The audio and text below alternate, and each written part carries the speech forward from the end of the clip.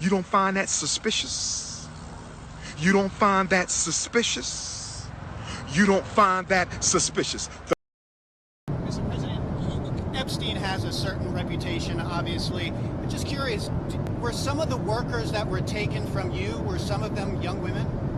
With some of them. Were some of them young women? Well, I don't want to say, but everyone knows the people that were taken. And it was the concept of taking people that work for me is bad. But that story's been pretty well out there. And the answer is yes, they were. Yes, they were young women? What did they do?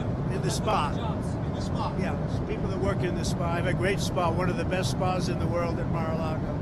And people were taken out of the spa, hired by him. In other words, gone.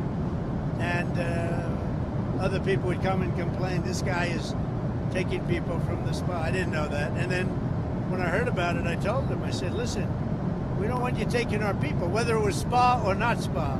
I don't want him taking people. And he was fine. And then not too long after that, he did it again. And I said, out of here. Mr. President, did one of those stolen, persons, that include Virginia Jeffrey? I don't know. I think she worked at the spa. I think so. I think that was one of the people, yeah. He stole her. Okay, I want to be clear about what we just heard. That was Donald Trump admitting that Virginia Giuffre, who was ultimately abused and trafficked by Epstein as a minor, worked for Trump initially, which means that if she was still a minor when she was poached by Epstein, then she was also a minor when she worked for Trump.